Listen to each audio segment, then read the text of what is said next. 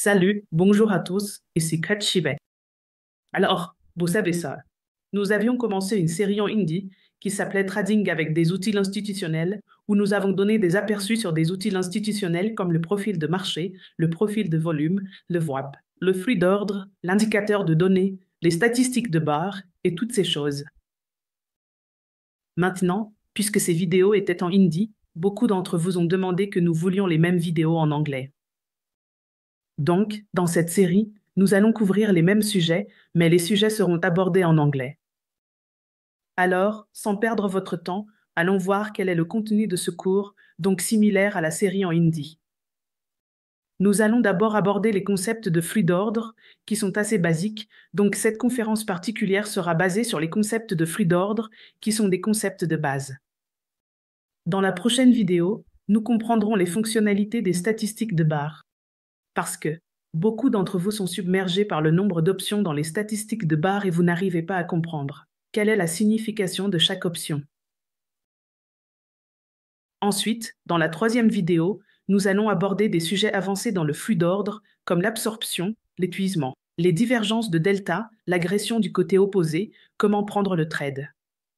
Basé sur toutes ces choses.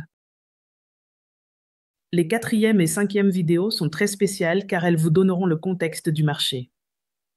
D'accord. Donc, ce que nous allons faire, c'est comprendre la théorie du marché aux enchères.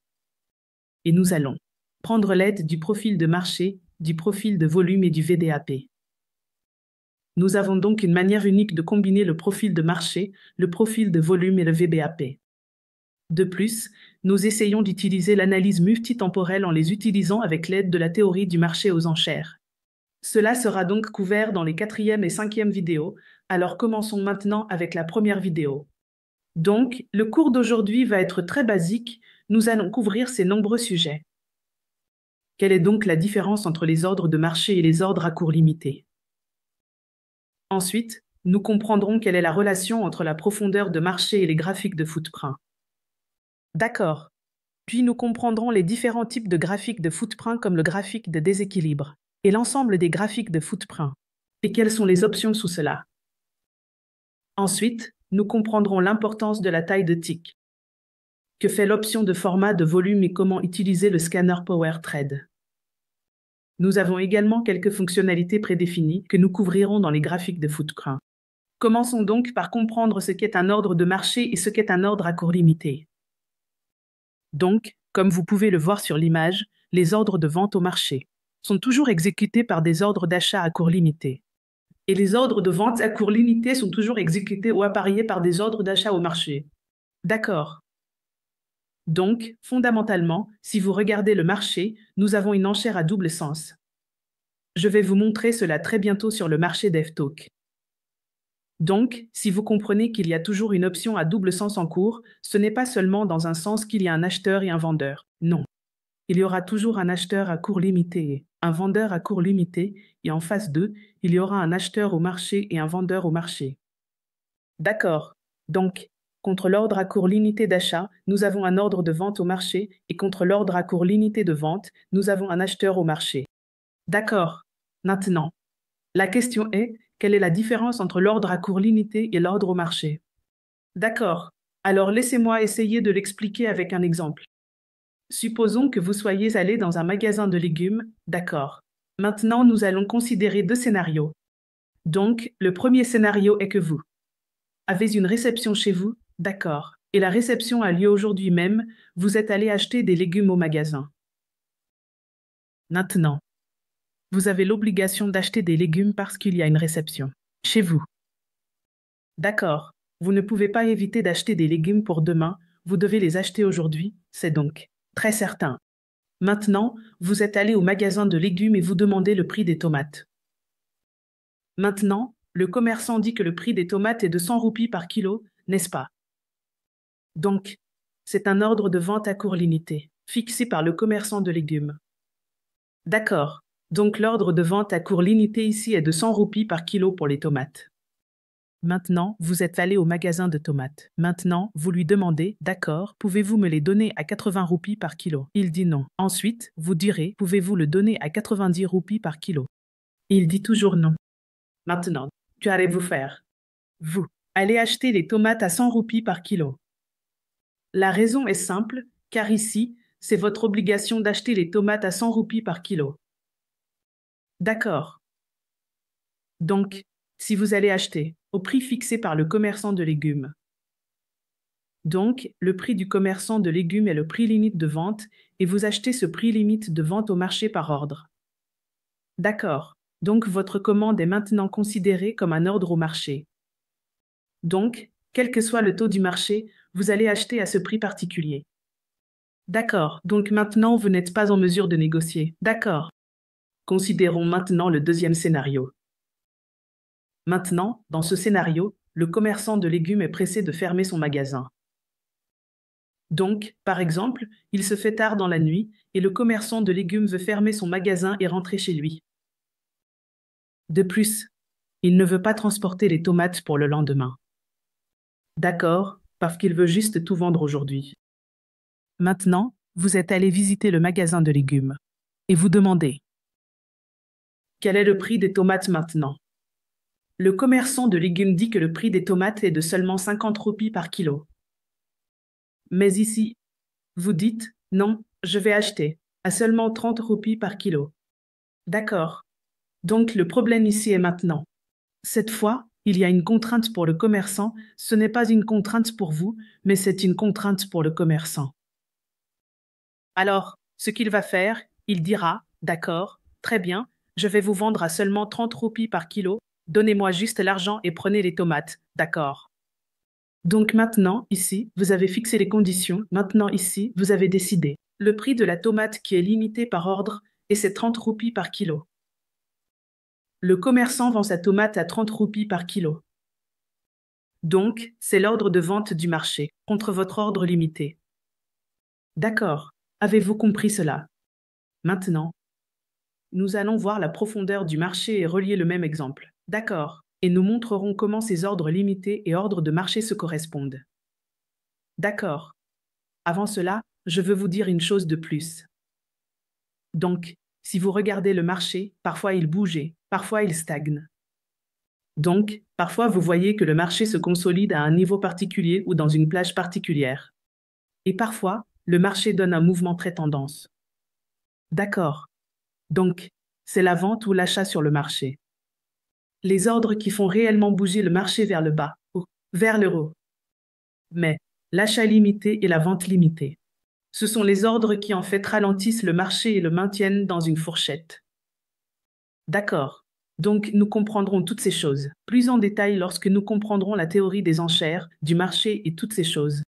Alors d'abord, allons sur le graphique et laissez-moi vous montrer la profondeur du marché et les graphiques de l'empreinte pour comprendre les choses plus clairement. D'accord, donc maintenant nous sommes sur le graphique et allons à la profondeur du marché. Donc maintenant, si vous voyez la profondeur du marché, vous pouvez voir que ce sont les ordres de vente limités. D'accord, qui sont reflétés du côté de la demande. D'accord. Donc maintenant, vous pouvez imaginer ces ordres comme le commerçant, disant que je vais vendre mes tomates à seulement 100 roupies par kilo, pas moins que ça. Donc, vous pouvez voir que les ordres sont empilés les uns au-dessus des autres, et ce gars-là essaie de vendre. Il fixe les conditions que nous n'allons pas vendre en dessous. Cela sera vendu à ce prix uniquement. D'accord. Donc, c'est le prix demandé ou l'ordre de vente limité. De la même manière, ce sont les ordres d'achat limités. Ils disent que nous n'allons pas acheter, vous savez, au-dessus de ce prix. Donc maintenant, si vous regardez, ce sont les ordres d'achat limités et ce sont les ordres de vente limités. Il y a donc toujours un écart. Par exemple, ce type particulier veut vendre à 6,3, un 4,4 et il veut acheter à 6,3,1, 4,3. Alors, la transaction peut-elle se faire entre ces deux-là? Elle ne peut jamais se faire. Parce que, si une personne dit qu'elle ne va pas vendre en dessous de ce prix particulier, par exemple 100, et que vous dites que vous n'allez pas acheter au-dessus de 90 roupies, la transaction ne va pas se faire. Donc, la transaction ne se fera que lorsque quelqu'un acceptera d'acheter à 100 roupies. Si quelqu'un accepte de vendre à 90 roupies, alors vous pourrez acheter à 90 roupies, n'est-ce pas? C'est donc ainsi que ces ordres à cours limité sont placés maintenant. Comment ce flux de commandes est lié à ces ordres de vente?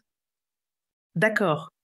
Donc, comme nous pouvons le voir, ce sont les ordres d'achat à court limité et ce sont les ordres de vente à court limité. Contre ceci, comme nous l'avons vu contre ces ordres d'achat à court limité, nous devons obtenir des ordres de vente au marché. Donc, ce que vous allez faire, c'est simplement imaginer que vous coupez cette bougie.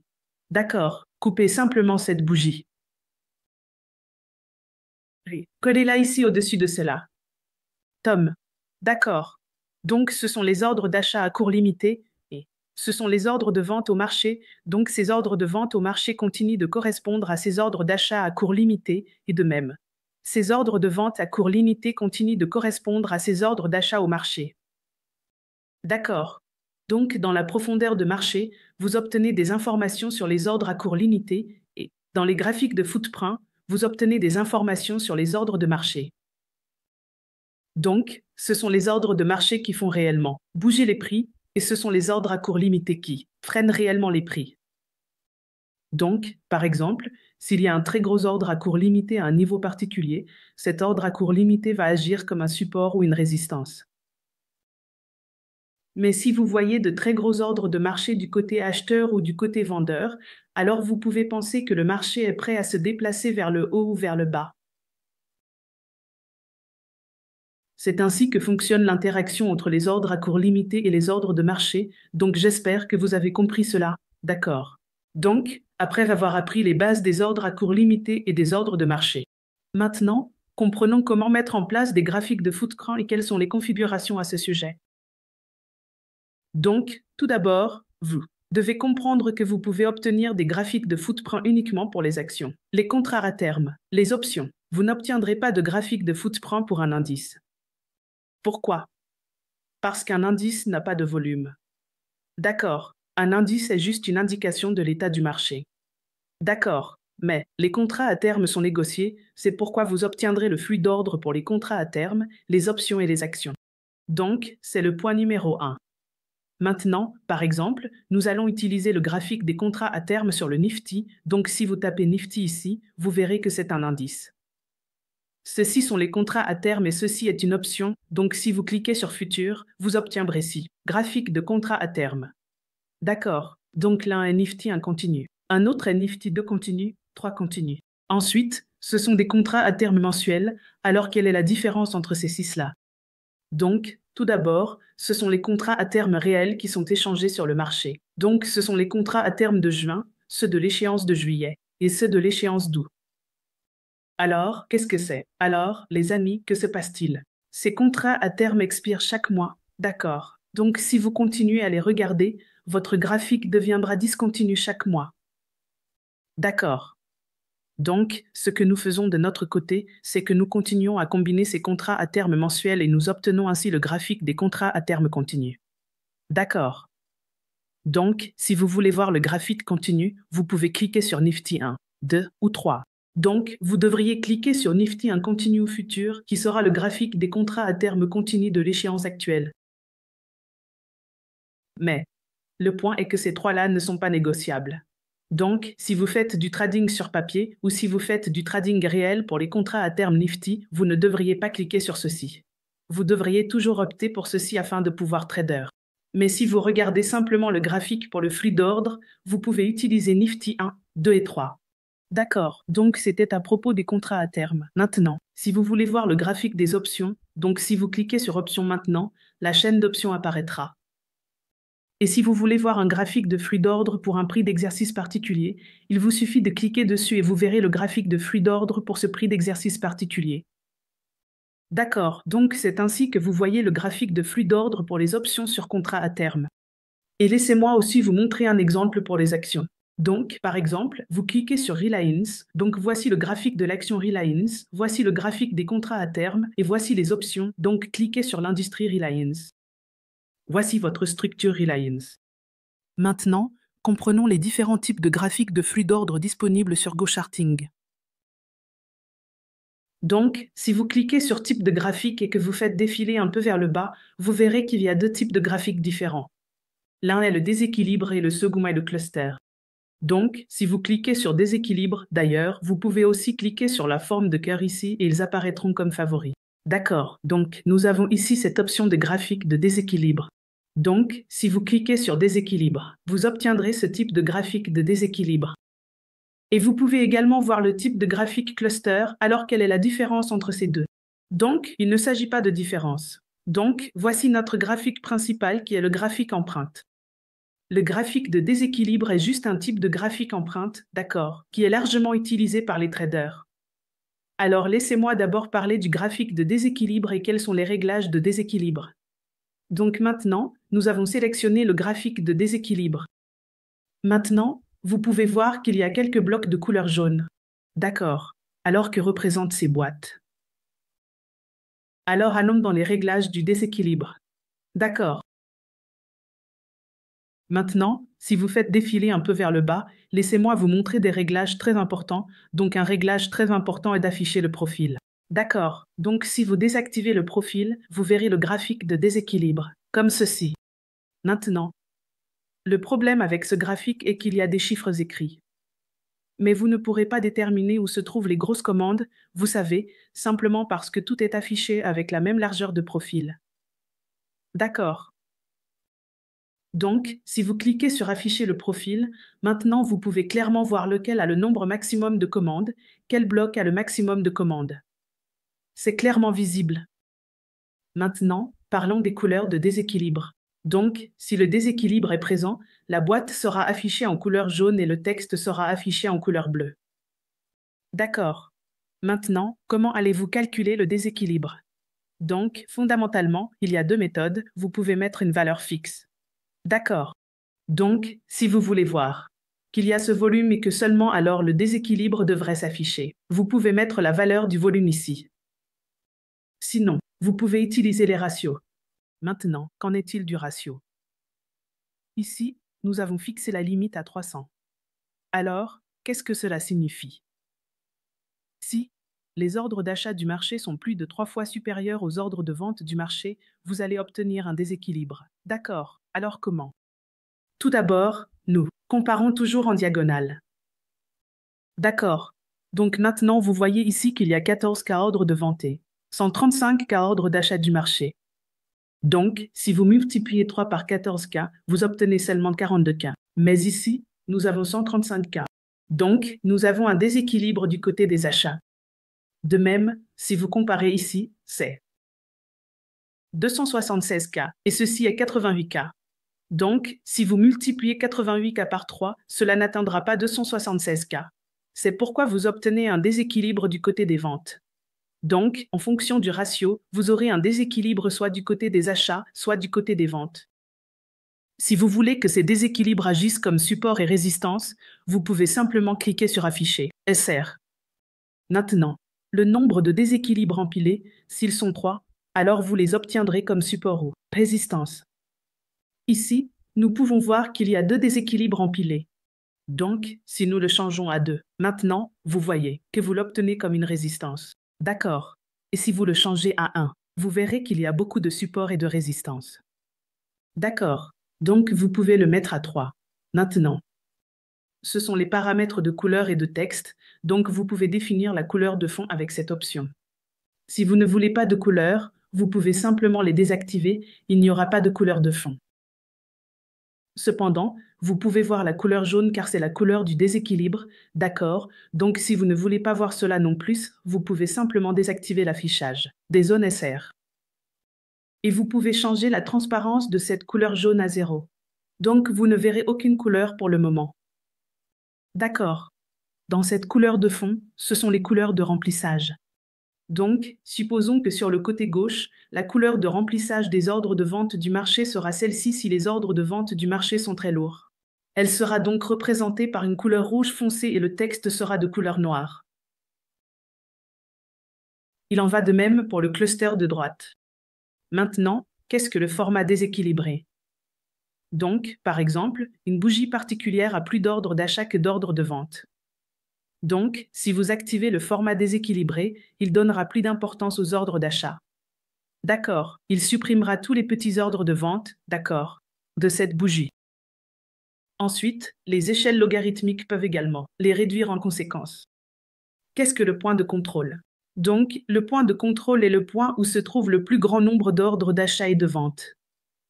Donc, supposons que je l'éteigne et que je le rallume, vous voyez, pour cette bougie particulière. Ceci est le point de contrôle du côté achat, et ceci est le point de contrôle du côté vente. Maintenant, nous avons ce marqueur POC et le POC de volume, ce sont la même chose pour le point de contrôle de volume. Donc, c'était à propos des ordres d'achat et de vente sur le marché, mais qu'en est-il du volume maximum? D'accord. Donc le volume où il est maximum sera indiqué par le POC de volume. Il sera simplement marqué. Mais si vous voulez un épais en attente maintenant, il sera affiché comme ceci. D'accord. Donc il est préférable d'utiliser celui-ci pour que vous puissiez également voir les ordres d'achat et de vente.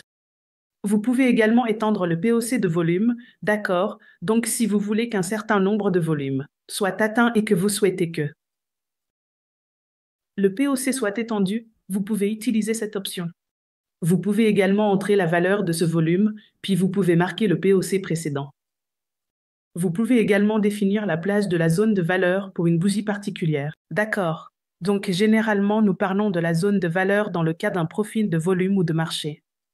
Mais vous pouvez également voir qu'il y a un profil pour une bougie particulière, donc chaque bougie a son propre profil. Vous pouvez donc également définir la zone de valeur pour cette bougie particulière et vous pouvez également faire l'extension pour cette zone de valeur particulière. Ce sont les couleurs pour le contour de la zone de valeur englobante et le remplissage de l'extension de la zone de valeur englobante. Quelle était le VWAP à cette bougie particulière? Vous pouvez faire le marquage avec cette option et le volume aussi, donc quel était le volume dans cette bougie particulière? Il sera affiché ici. Vous pouvez faire les marqueurs delta cumulatifs, donc ces options seront reflétées au-dessus de la bougie. Ensuite, s'il y a une divergence delta, elle sera affichée ici. Donc, par exemple, cette bougie particulière, vous voyez ici, nous pouvons voir une divergence delta. Alors, qu'est-ce que la divergence delta, les amis?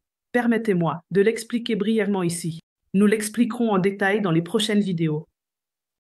Donc, par exemple, si vous voyez cette bougie particulière, vous voyez le delta. Qu'est-ce que le delta? Le delta est de 21,34 K. D'accord. Donc, c'est une donnée positive, ce qui signifie qu'il y avait plus d'acheteurs, ce que vous pouvez également voir dans la bougie. C'est 76 K acheteurs et 51 K vendeurs. Donc, il y a plus d'acheteurs dans cette bougie particulière, donc s'il y a plus d'acheteurs, le prix de la bougie devrait augmenter. Mais il a baissé, donc parce qu'il a baissé, vous obtiendrez la divergence des données. D'accord. Maintenant, vous pouvez également marquer vos niveaux de cours. Alors, qu'est-ce que le plus haut et le plus bas capturé pour cette bougie particulière? Quel est le plus haut et le plus bas pour cette bougie particulière et quelle est la longueur du corps? D'accord, donc ce sont quelques marqueurs et vous pouvez également activer l'option inachevé. L'option inachevé est un concept que nous expliquerons dans le concept avancé du flux d'ordre. C'est la 3e vidéo. D'accord, donc pour l'instant, tenez bon. Maintenant, après avoir compris les graphiques de déséquilibre, comprenons le graphique d'empreinte, donc le graphique d'empreinte est un peu différent. Où nous avons quelques options supplémentaires. Maintenant, quelles sont ces quelques options supplémentaires? Donc ici, si vous regardez maintenant, vous avez l'option d'ajuster les colonnes. Vous pouvez donc avoir soit une seule colonne, soit une double colonne. Maintenant, essayons d'explorer les options pour chaque colonne. Donc, dans le cluster de gauche et dans le cluster de droite, si vous voyez, il y a ces options. Qu'est-ce que c'est? Quelles sont ces options? Transaction par pourcentage de transaction, transaction de vente, pourcentage de taux de vente, volume par volume, par pourcentage de volume. Et toutes ces options, d'accord, vous pouvez donc choisir ces options en conséquence. Maintenant, en ce qui concerne ces options de transaction et par pourcentage de volume, nous expliquerons ces options en détail. Dans la prochaine vidéo, qui portera sur les statistiques de barre, vous pourrez voir la même option dans les statistiques de barre, comme le pourcentage de volume d'achat, le pourcentage de volume de vente. Il y a plusieurs options qui se chevauchent, donc nous expliquerons ces options en détail dans la prochaine vidéo. Mais pour l'instant, laissez-moi vous montrer un graphique de footprint très intéressant. Donc ici, vous pouvez voir cette option de delta, vous cliquez sur ce delta. Et maintenant, sur le cluster de droite, vous pouvez définir comme volume. D'accord. et vous assurez le profil de gauche et montrez le profil de droite. Donc, c'est un graphique de footprint très intéressant, où vous pouvez voir à la fois le delta et le volume. Pour cette bougie particulière, et cela représente beaucoup d'informations dans une bougie. D'accord. Donc, c'était à propos du graphique de footprint. C'était le seul réglage qui est différent du graphique d'imbalance. Les autres réglages sont les mêmes. Maintenant, nous avons aussi quelques fonctionnalités prédéfinies. Assurez-vous que vous appliquez le graphique de footprint et non le graphique d'imbalance. D'accord. Donc voici notre graphique de footprint et voici notre graphique d'imbalance. Nous devons maintenant appliquer le graphique de footprint. Donc faites un clic droit sur une bougie, allez dans Pré-réglage et ici vous avez les graphiques de profil delta. Encore une fois, allez dans Pré-réglage. Vous avez l'enchère comme profil. Vous avez le profil de volume. D'accord. Donc, ce sont quelques pré-réglages disponibles pour les graphiques de footprint. Après avoir compris ces éléments, passons maintenant au réglage du flux de commande. Donc, si vous cliquez sur Réglage ici, vous avez cette option de flux de commande. Maintenant, ici nous avons le gestionnaire de tick. D'accord. Donc, il est actuellement réglé en mode automatique. Alors, qu'est-ce que c'est? Gestionnaire de tick, les amis voient, pour chaque tick. Il ne vient que pour 5 pesas, donc 5 pesas est pour un tick. Maintenant, si vous multipliez 5 pesas par 200, que nous avons rempli ici, donc 5 pesas multiplié par 200 fera 10 roupies. Donc, la taille du bloc est de 10 roupies. Donc, si vous supposez que vous voulez voir la limite, quel est le prix? 2899 c'est, vous savez, 29, 2900, et vous voyez cette limite qui est 2910, d'accord, donc de 2900 à 2910. C'est 10 roupies, donc, quels que soient les ordres d'achat et de vente qui arrivent dans la fourchette de 10 roupies, cela sera reflété ici. D'accord. Maintenant, beaucoup de gens demandent quelle est la bonne taille de bloc. Alors les amis, laissez-moi vous dire qu'il n'y a pas de bonne ou de mauvaise taille de bloc. Le point ici est que si vous gardez la taille du bloc très basse, donc, par exemple, certaines personnes la gardent aussi basse que 2 ou 3, vous n'allez tirer aucune information de cela. Et si vous la gardez très élevée, disons, par exemple, 200 ou 2000, encore une fois, il n'y a pas d'information significative, d'accord. Donc, tout d'abord, si vous ne comprenez rien, vous pouvez le mettre en mode automatique. Cela optimisera automatiquement cette taille de tick pour vous. Et ensuite, si vous voulez y mettre une certaine valeur, vous pouvez essayer quelques valeurs et voir si cela fonctionne pour vous ou non. Donc, par exemple, je mets 20, je ne pense pas que je pourrai comprendre quoi que ce soit, donc je vais opter pour 50. Maintenant, 50e semble assez bien. D'accord. Donc il n'est pas nécessaire de faire beaucoup de recherches en sciences technologiques. D'accord, parce qu'il y a un champ de recherche dans d'autres domaines comme les enchères, la théorie des marchés, le profil de marché, les zones de valeur, et toutes ces choses. Plutôt que de faire beaucoup de recherches uniquement sur la taille des ticks. Donc, cela devrait être une taille de tick raisonnable, je dirais. D'accord. Alors, qu'est-ce que le volume de format? Alors, les amis, si vous activez ce volume de format, vous devez juste regarder ce nombre d'ordres. D'accord. Donc, vous voyez, ces numéros d'ordre ont changé. D'accord. Alors, que se passe-t-il, en gros? Nous avons mis une taille de l'eau manuelle de 25 ici. Donc, tous ces chiffres sont divisés par 25. Maintenant, si vous ne voulez pas de taille de l'eau manuelle, si vous voulez les diviser par la taille de l'eau automatique, qui est en fait la taille de l'eau exacte pour la Reliance, vous pouvez simplement cliquer sur volume de format puis sur taille de l'eau auto. Donc maintenant, il sera divisé par la taille de l'eau automatique de Reliance. D'accord. Alors qu'est-ce que le scanner PowerThread? Donc, avant d'utiliser le scanner PowerThread, vous devez vous assurer que le format de volume est désactivé, afin d'obtenir la valeur exacte pour le volume. D'accord, donc non. Quel est le volume qui arrive? D'accord, donc par exemple, nous avons ici un graphique de 5 minutes et quel est le volume qui arrive? Le volume est de 1,22 million. D'accord, donc si nous obtenons un volume de 1,22 million en 5 minutes, et maintenant, vous voulez définir la limite de temps à seulement 10 secondes, donc vous devez comprendre quel volume viendra en 10 secondes. Ainsi, en conséquence, vous devez prendre en compte le volume de 5 minutes et le diviser par 5 pour obtenir le volume en 60 secondes. Cela fait 300 secondes, donc ce volume arrive en 1 seconde, et si vous multipliez ce volume par 10, cela devrait être le volume qui arrive en 10 secondes. Ainsi, en conséquence, vous pouvez prendre quelques réglages de volume moyen, le diviser par cela, et, vous savez, faire un réglage optimisé sur votre intervalle de temps et le volume total. Et ensuite, si le volume dépasse cette limite moyenne, vous recevrez un signal sur le marché en direct. D'accord, c'est ainsi que fonctionne ce scanner de puissance trading. Donc, c'était pour comprendre les bases des graphiques de flux de commande, des ordres de marché, des ordres à cours limité et de ces réglages de volume en tickets en format. Dans la prochaine vidéo, nous apprendrons des fonctionnalités plus avancées, à savoir la fonctionnalité biostatistique et d'autres choses. Merci à vous.